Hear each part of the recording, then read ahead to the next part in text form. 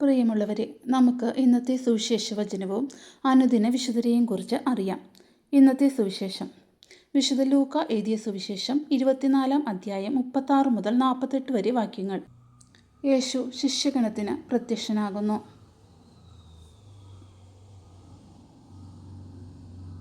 അവർ ഇത് പറഞ്ഞുകൊണ്ടിരിക്കുമ്പോൾ യേശു അവരുടെ മധ്യേ പ്രത്യക്ഷനായി അവരോട് അരുൾ ചെയ്തു, നിങ്ങൾക്ക് സമാധാനം. ഭൂതത്തെയാണ് കാണുന്നത് എന്ന് അവർ വിചാരിച്ചു. അവൻ അവരോട് ചോദിച്ചു, നിങ്ങൾ അസ്വസ്ഥരാകുന്നതെന്തിന്? നിങ്ങളുടെ മനസ്സിൽ ചോദ്യങ്ങൾ ഉയരുന്നതും എന്തിന്? എൻ്റെ കൈകളും കാലുകളും കണ്ട് ഇത് ഞാൻ തന്നെയാണെന്ന് മനസ്സിലാക്കുവിൻ.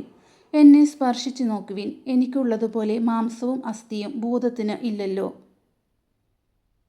എന്നിട്ടും അവർ സന്തോഷാധിക്യത്താൽ അവിശ്വസിക്കുകയും അത്ഭുതപ്പെടുകയും ചെയ്തപ്പോൾ അവൻ അവരോട് ചോദിച്ചു, ഇവിടെ ഭക്ഷിക്കാൻ എന്തെങ്കിലുമുണ്ടോ?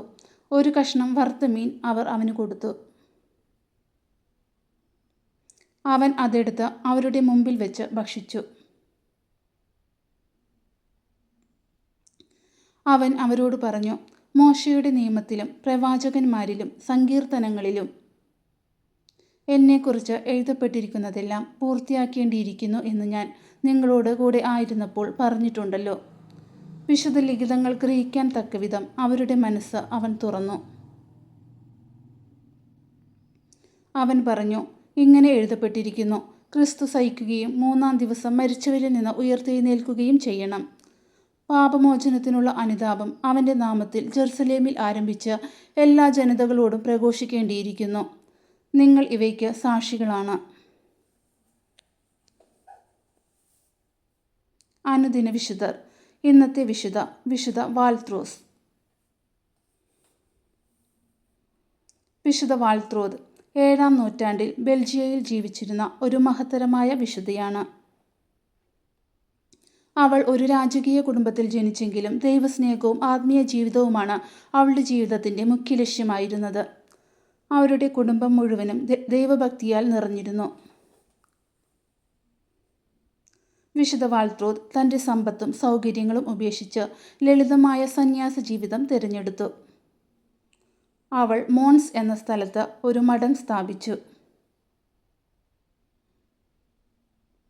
ഈ മഠം പിന്നീട് വിശുദ്ധ ജീവിതത്തിൻ്റെ ഒരു പ്രധാന കേന്ദ്രമായി മാറി. വിശുദ്ധ വാൾത്രോദ് നമ്മെ പഠിപ്പിക്കുന്നത്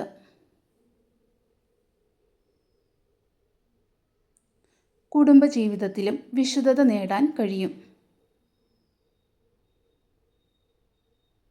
ദൈവത്തിന് മുൻഗണന കൊടുക്കുമ്പോൾ ജീവിതം അർത്ഥവത്താകും. വിശുദ്ധ വാൾത്രോദ് നമ്മെ പഠിപ്പിക്കുന്നത് ദൈവസ്നേഹം ഉള്ളിടത്ത് ജീവിതം വിശുദ്ധമാകും.